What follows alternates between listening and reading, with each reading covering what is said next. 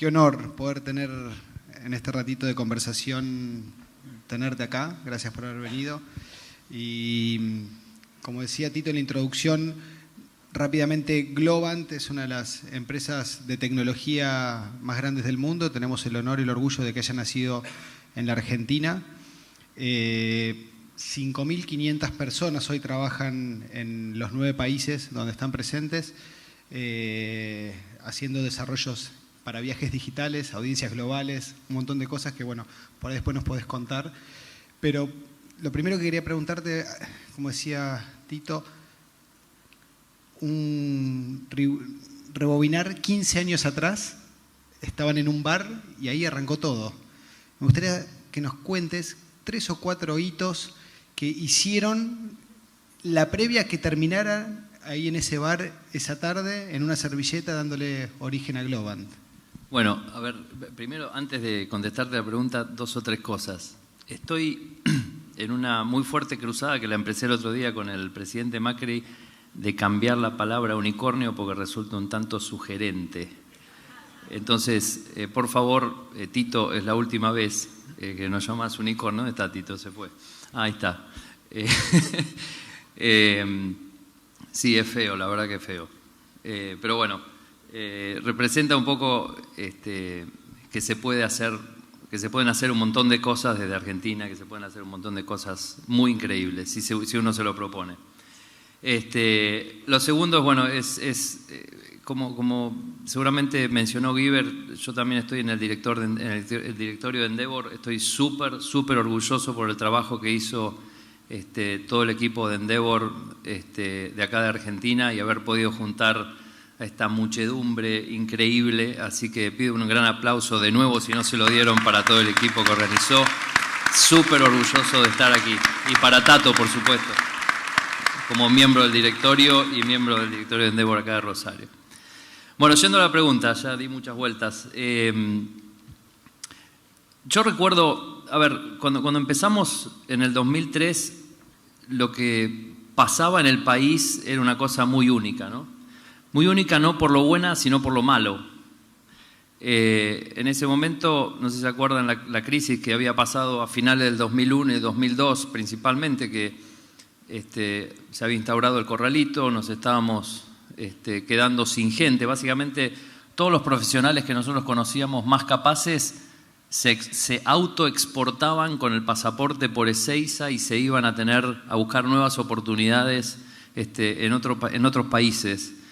Y recuerdo que, bueno, tomábamos cervezas y ya después de la segunda cerveza uno se pone un poco más creativo, ¿no? Entonces, tomamos cerveza y decíamos, bueno, ¿cómo podemos hacer, o cómo han hecho países que teniendo el mismo problema que nosotros, que es una cantidad de talento realmente increíble, unas capacidades únicas, ¿cómo han hecho para transformar las oportunidades de esa gente? Y así veíamos como Israel, India, Canadá en su medida también, Irlanda, habían transformado las oportunidades para sus jóvenes con una nueva industria. Esta nueva industria era la industria de poder usar ese talento de manera local para poder crear productos de software, para poder crear tecnología hacia los países desarrollados. Esa era una de las cosas que veíamos. Y era una de las cosas, yo te diría, más, que más nos impactaban. Y al mismo tiempo mirábamos para el costado y decíamos, ¿qué hay en la Argentina? ¿Quién está en la Argentina o en América Latina haciendo esto? La respuesta era nadie lo estaba haciendo. Lo estaban haciendo en India, en Irlanda, en Israel, pero no lo estaban haciendo nadie lo estaba haciendo en Argentina. La segunda cosa que nos decíamos es, bueno, ¿pero qué tamaño tiene este mercado? Bueno, este tamaño del mercado es infinito. O sea, ¿cuánta gente necesita tecnología en el mundo? ¿Cuánta gente o cuántas empresas tienen que transformar su negocio basado en la tecnología? Y la respuesta era, no tiene límites. Tenemos un mercado enorme. Entonces, tenemos el talento, tenemos la oportunidad, tenemos el mercado. Y por otro lado, lo que se nos cruzaba en esas charlas era charlábamos mucho sobre el ecosistema empresarial argentino, ¿no? Y veíamos y decíamos, ¿cómo se puede hacer para generar grandes empresas de la Argentina? ¿Cuándo fue la última vez que se generó una gran empresa argentina desde Argentina. Todavía Mercado Libre no había salido a la bolsa en ese momento. Y mencionábamos a Arcor, mencionábamos a Techin, pero todas empresas que ya están instaladas, ¿no? Y la cuarta cosa que mirábamos también era, decíamos, ¿por qué todo pasa en Buenos Aires? ¿Cómo puede ser que todas las empresas tengan que ser con su sede en Buenos Aires? Ninguno de los fundadores de Globant, para información de ustedes, ni Guiber, ni yo, ni Martín Humara, ni Néstor Nocetti, somos de Buenos Aires. Hay 3 de La Plata y Guiber, que es el presidente de Endeavor hoy y CTO y cofundador de Globant, de Mar del Plata. Entonces decíamos, ¿cómo hacemos para poder generar impacto más allá de lo que pasa en Buenos Aires? ¿Cómo hacemos para irnos hacia otros lugares? Así que bueno, con esas eran las ideas que rondaban. Entonces un día dijimos, bueno, ¿saben qué? Con todo esto vamos a tratar de hacer una empresa, vamos a tratar de ir y apuntar al mercado global, y fundamos Globant. Así empezó Globant. Como una idea, a partir de la tercera cerveza creo fue esta, como una idea muy simple, muy simple. Yo siempre digo que a Globant la hicimos con un business plan, y cuando uno piensa con un business plan, ¿no? ¿Cuántos de acá, levante la mano, cuántos se imaginan un business plan que tiene que ser por lo menos 20 páginas? Levante la mano. 20 páginas, 30 páginas, 100 páginas. Bueno, el business plan de Globant era de una línea. Y la línea esa decía, vamos a hacer lo que nosotros sabemos, que es hacer servicios profesionales, pero lo vamos a hacer vendiendo en Estados Unidos y en Inglaterra. No necesitamos ser líderes acá para poder competir en los mercados más competitivos del mundo. Sabemos nuestro trabajo, sabemos nuestro oficio, sabemos nuestra profesión, y eso lo vamos a demostrar, y lo vamos a ir a demostrar a aquellos lugares donde la competitividad y la meritocracia sean valores centrales. Y decidimos que esos lugares eran Estados Unidos e Inglaterra. Y así fue como nos fuimos. Pero bueno, así sigue. Muy bueno. Tercera cerveza, muchachos, tenemos 20 o 30 Globants. En todo este tiempo, desde el momento de la servilleta, momento fundacional a hoy, han pasado varios años.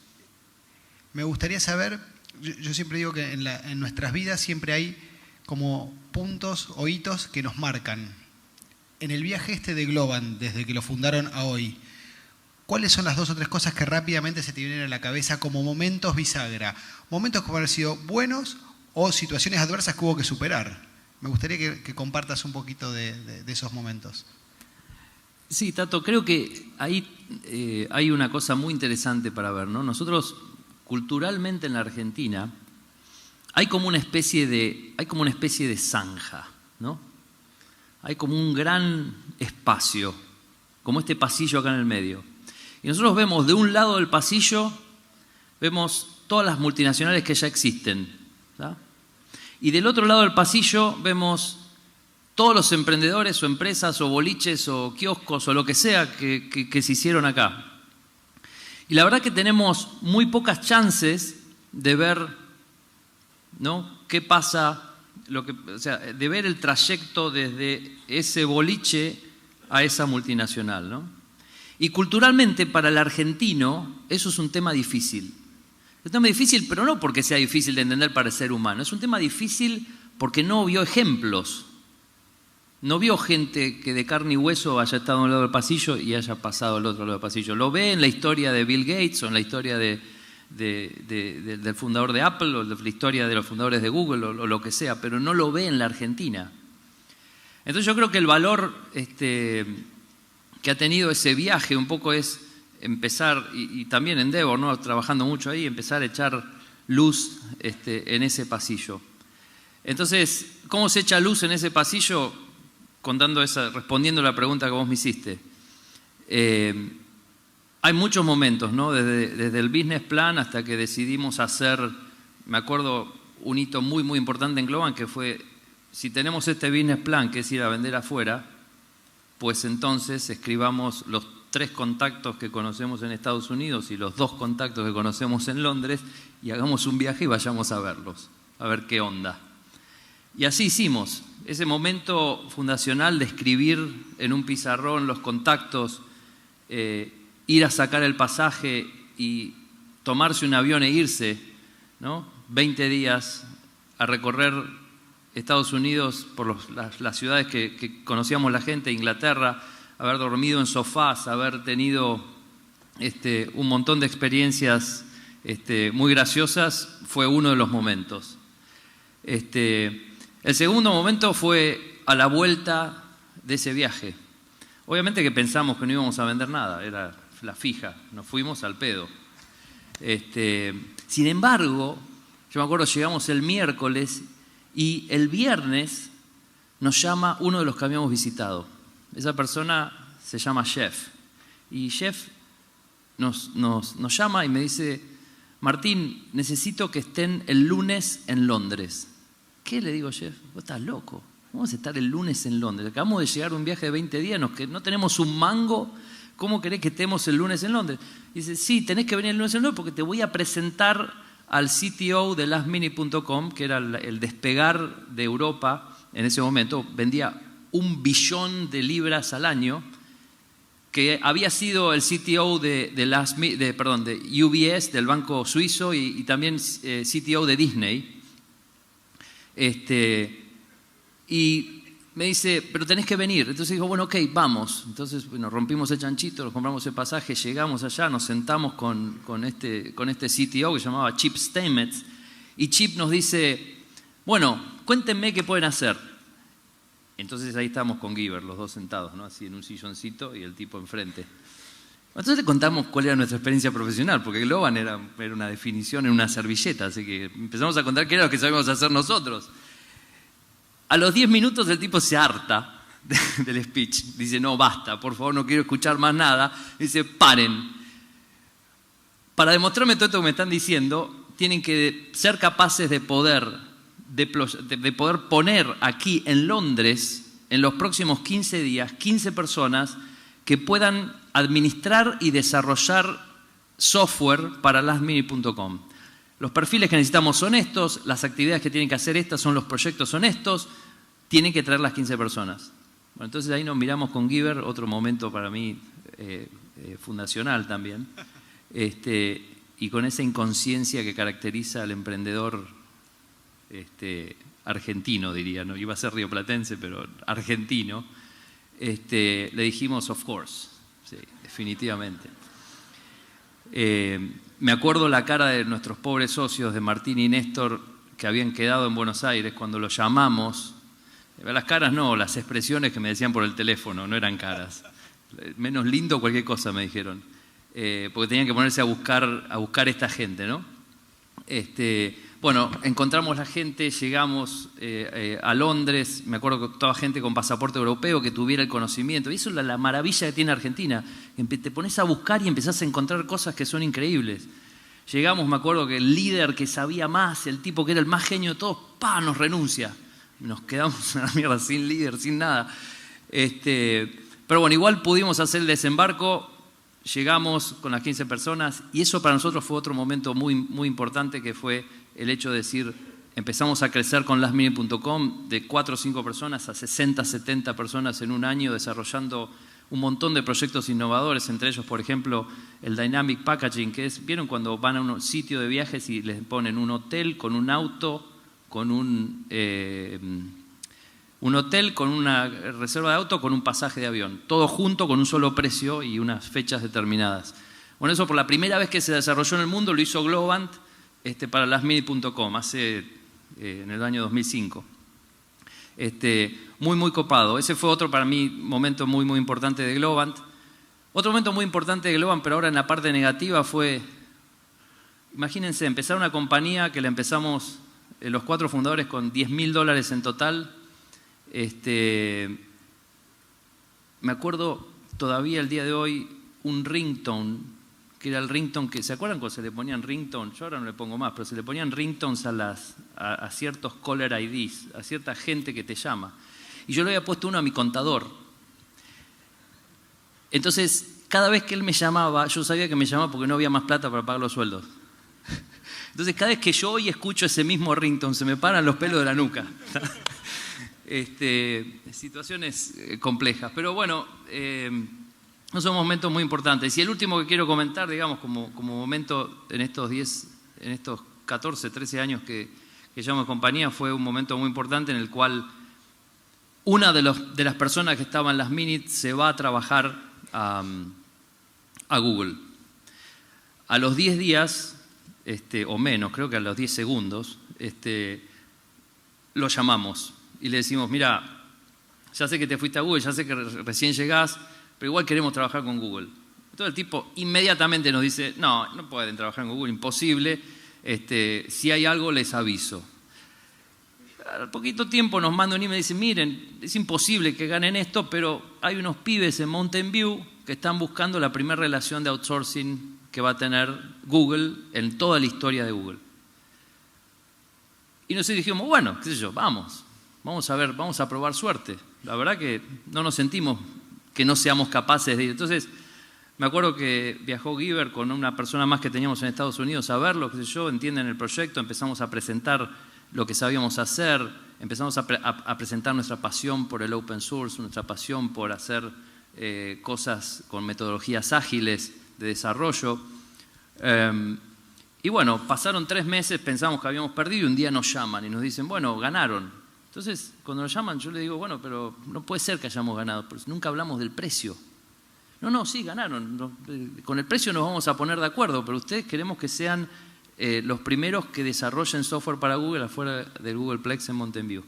Y bueno, obviamente con el precio nos pusimos de acuerdo, como se imaginarán todos, en 5 minutos, o 6. Y fuimos la primera compañía que empezó a desarrollar software para Google afuera del Googleplex. Y empezamos a cumplir ese sueño que yo mencioné, el tema de distribuir cosas por todos lados. Hoy tenemos oficinas acá en Rosario, en La Plata, en Córdoba, en Tandil, en Bahía Blanca, en Resistencia, en Mendoza, en Mar del Plata. Y el primer proyecto que ganamos con Google, en vez de hacerlo en Buenos Aires, nos lo llevamos a Tandil. Y empezamos por primera vez a jugar con un concepto distinto, que era que en lugar de exportar talento, importábamos oportunidades y en lugar de concentrarlas en Buenos Aires, las empezamos a distribuir por todos lados. Entonces, bueno, esos son algunos momentos de la historia de Globant que nos traen un poco hasta hoy. Muy bueno.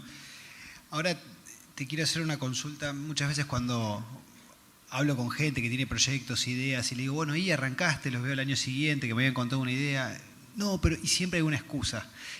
Y yo en el fondo siempre les reflexiono, le digo, fíjate si vos no sos la excusa al final la que te está impidiendo avanzar con tu vida o tu proyecto. Y creo que lo que subyace a todo este comportamiento muchas veces son los miedos que tenemos, temores a lo desconocido o lo que fuere. ¿Martín tiene miedos? Sí, obvio. Todo el tiempo tenemos miedos.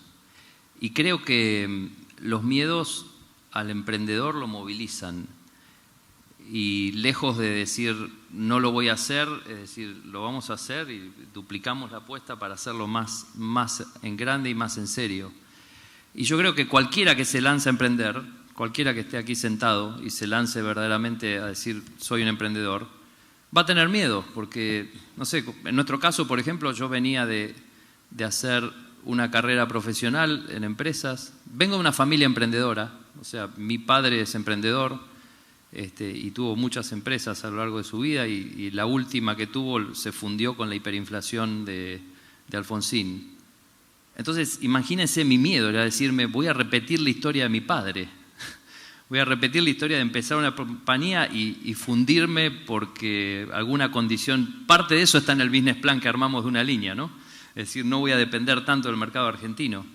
Entonces, empezamos con muchos miedos diciendo, bueno, yo tenía un hijo ya cuando empecé la compañía. No la empecé joven la compañía tampoco, yo la empecé a los 35 años, a los 34, 35 años. Con lo cual también la idea es como un balance entre cuánto aprendiste durante tu carrera profesional frente a cuán joven sos, ¿no? Hay muchas cosas que uno aprende durante la carrera profesional que después las puedes usar en el emprendimiento. Entonces no hace falta emprender a los 21, Quizá a los 21 hace falta que aprendas otras cosas en algunos lugares y que te embebas de conocimientos para después usar en tu emprendimiento, que es lo que hicimos nosotros. Pero los miedos existen siempre y yo creo que la actitud, miren, hay una persona que en nuestra historia, que es este chef que yo mencioné recién, que era un maestro en que cada crisis el tipo la convertía en una oportunidad. El tipo se sentaba y él nos enseñó eso a nosotros. Yo creo que es el principal aprendizaje de ese socio que tuvimos. El tipo se sentaba con nosotros, miraba la crisis y decía, bueno, pero esto es bueno por esto y por esto y por esto, y es malo por estas cosas, pero trabajemos en esto que es bueno. Entonces, yo creo que ese ejercicio es un ejercicio central para los emprendedores, central para poder hacer que lo que uno hace de miedo se transforme en valor y de valor se transforme en oportunidad. 5.500 empleados, una de las empresas de mayor capitalización de la Argentina en bolsa, una responsabilidad enorme. Pero te voy a correr un poquito de ese sombrero. Te pongo pantuflas y pijama. Contame cómo es Martín en la intimidad, en el día a día, más allá de su rol de CEO y emprendedor. Bueno, los martes en casa se come pescado. O sea, como en todos lados, hay un día que se come pescado, entonces entras a tu casa y hay olor a pescado. Eso son los martes. No, una persona totalmente normal, o sea, bueno, normal, habría que ver, pero sí. Que tenemos problemas con nuestros hijos, problemas con nuestras mujeres, problemas con nuestros socios, vecinos, con todos. O sea, tenemos en general un montón de cosas que solucionamos todos los días. Me encanta mirar estudiantes, porque soy hincha de Estudiantes. Me siento cuando juega Estudiantes, ahora vamos punteros, así que estoy feliz. Y sobre todo, me encanta mucho estar con mis hijos, con mi familia. Soy músico, tengo uno de mis hobbies desde que tenía 12 años era aprendí piano y después tener bandas y componer y hacer canciones, así que muchas veces mi familia me quiere matar porque me meto en el estudio y empiezo a grabar y ahí se dice basta de esa canción que ya la escuché 270.000 veces, por favor. Pero bueno, es el proceso de creación de algo, ¿no? Así que bueno, diría eso, una persona que le gusta mucho el trabajo, que realmente ama lo que hace. Y aquí creo que va otro tip muy, muy importante, ¿no? Cuando uno empieza un negocio, te vas a cansar de encontrarle defectos a ese negocio. Y vas a mirar para el costado y vas a decir, pero este negocio es mucho mejor que el mío. Y este otro negocio también es mucho mejor que el mío. La realidad es que todos los negocios son difíciles. No hay negocios fáciles. Salvo que sea ilegal. Pero si vos querés negocios legales, todos son difíciles, todos son complicados, todos tienen que ser ultra competitivos. Entonces, la primera reacción es amar lo que uno hace. La primera reacción, amar lo que uno hace. Y ponerle todo el foco que uno pueda a eso. Y no aburrirse. Recién le comentaba ahí a un colega con el que estábamos charlando, emprendedor, y yo le decía, mira, aburrirse es como una escasez de imaginación. Entonces, nosotros tenemos que ser capaces continuamente de reinventar lo que estamos haciendo, de repensar lo que estamos haciendo, de ser más competitivos en el negocio en el que estamos, de qué vuelta nueva le damos, qué reinvención nueva le damos. Nosotros estamos acostumbrados en Globan, a Globan la reinventamos, a pesar de hoy tener 5.500 personas, la reinventamos una vez, sistemáticamente una vez cada entre 12 y 18 meses. Reinventar significa reorganizarla entera, enfocarla hacia otro lado, apuntarla hacia otro lado. Entonces, verdaderamente creo que ese es un punto central en la creación de la empresa, ¿no? El hecho de no aburrirse y el hecho de enfocarse en lo que uno hace y amar lo que uno hace. Perfecto. Para ir terminando, ¿qué mensaje, pensando ya hacia el futuro, hacia adelante, hacia los próximos 5 o 10 años de Argentina, de Latinoamérica, del mundo, te gustaría dejarnos como reflexión a todos los actuales y futuros emprendedores que estamos acá? Bueno, yo recién quiero levantar algunas de las palabras que dijo Esteban, ¿no? Para mí fue un mensaje muy importante el hecho que la semana pasada en el Foro de Inversiones de Argentina el presidente Mauricio Macri haya cerrado en el evento, en esa foto que estaba hace un ratito aquí, haya cerrado el evento en el cual había 3 emprendedores relacionados con Endeavor, 2 emprendedores de Endeavor o sea, Marcos Galperín y Globant, y después estaba Roby Subirón, que es el de Despegar, que está en el directorio de Endeavor, y después estaba Alec Oxenford, otro de los creadores de grandes compañías acá en la Argentina, y que haya cerrado todo el foro de inversión con nosotros. ¿Pero por qué es importante? Porque el mensaje que está dando el presidente es un mensaje de decir, esta es la nueva generación que tiene que transformar el país. Y cuando se refiere a nosotros, se está refiriendo solamente a una puntita del iceberg. La puntita del iceberg de lo que viene abajo, que es para mí una nueva generación empresaria en la cual los quiero invitar a todos ustedes a reflexionar si quieren pertenecer o no. Porque esta nueva generación empresaria ya no es más usa los valores del viejo empresariado. Esta nueva generación empresaria es una generación empresaria que tiene, para mí, 3 valores centrales y no negociables. El primero, que es una generación empresaria ultra competitiva. Pero no ultra competitiva en el sentido de decir, che, abran las importaciones y que se reviente todo. No, ultra competitiva en el que cada negocio que ganan, lo ganan por derecha, ¿tá? Que no buscan ningún atajo. Esa es la primera definición que quiero dar. La segunda definición es, cada uno de ustedes emprendedores hoy está obligado, más allá de lo que les pase y más allá de las circunstancias y más allá de lo difícil o bueno que sea el momento que están viviendo, a pensar en largo plazo. Nosotros, cuando creamos Globant, una de las cosas que no conté decía, nosotros siempre dijimos, queremos que este negocio dure los próximos 30 años. El otro día lo escuchaba a Claudio Drechsler, que es el fundador de Vitamina, de Caro Cuore y Jamín Chevar. Y él decía, queremos que dure 100 años.